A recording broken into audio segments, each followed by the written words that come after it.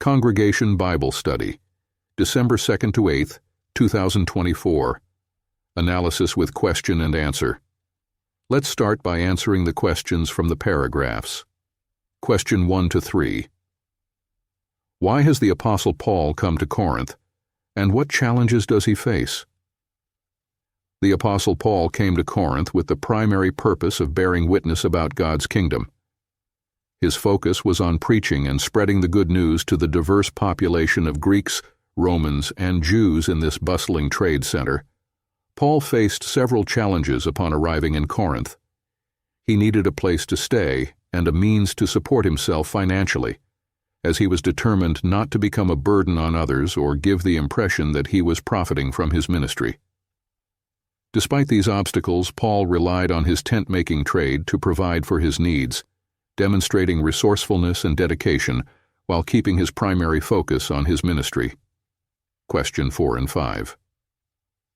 Part A. Where did Paul stay while in Corinth, and what secular work did he do? Paul stayed with Aquila and Priscilla in Corinth. They welcomed him into their home and business. Paul worked as a tent maker, since he shared the same trade as Aquila and Priscilla.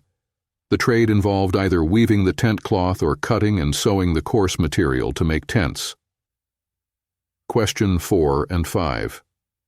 Part B. How may Paul have come to be a tent maker? Paul likely learned the trade of tent making during his youth in Tarsus, a city known for its production of high-quality materials like silicium, used in making tents.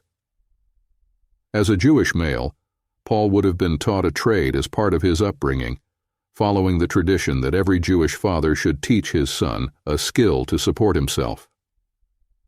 Tent-making was a practical trade that allowed Paul to work with his hands and maintain independence, enabling him to preach without being a financial burden on others.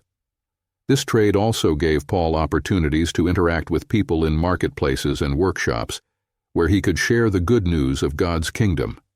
Analysis of the box Corinth, master of 2 C's. What made Corinth a key center for trade and commerce in ancient times? Corinth was strategically located on a narrow isthmus between the Greek mainland and the Peloponnese, with 2 important ports, Lycaeum on the Gulf of Corinth, facilitating trade to the west, Italy, Sicily, and Spain, and Centriae on the Saronic Gulf, connecting to the Aegean region, Asia Minor, Syria, and Egypt. The dangerous southern capes of the Peloponnese made Corinth a preferred route, as cargo and even lightweight ships could be transported overland across the isthmus. This position allowed Corinth to dominate both east-west maritime commerce and north-south overland trade, bringing wealth and cultural diversity to the city. How did Corinth's cultural, religious, and social environment influence the Apostle Paul's ministry and writings? Corinth was a bustling city known for its wealth, trade, and religious diversity, housing temples and shrines for various Greek, Roman, and Egyptian deities, along with a Jewish synagogue. This diversity provided Paul with opportunities to engage with people of varied backgrounds during his ministry.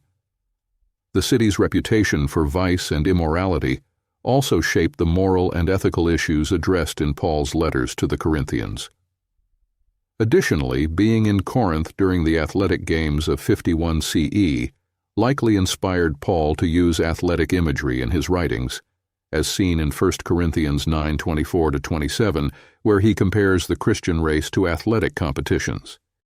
Analysis of the box Corinth, inspired letters that provided encouragement.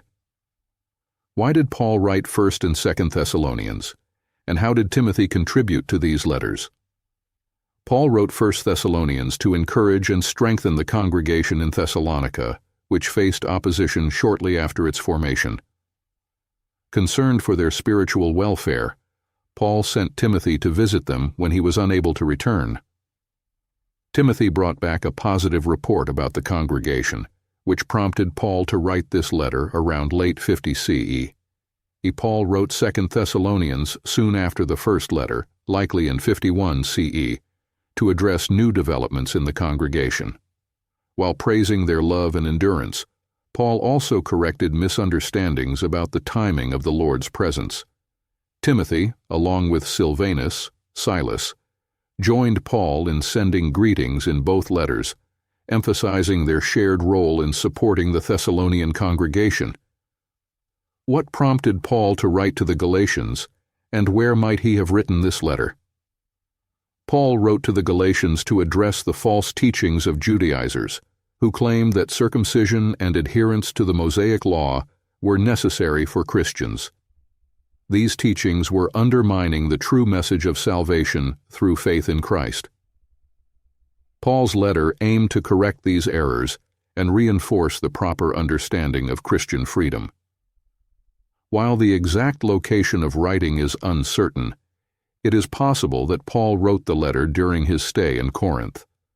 Alternatively, he may have written it from Ephesus during a brief stopover, or from Antioch on his return journey to Syrian Antioch.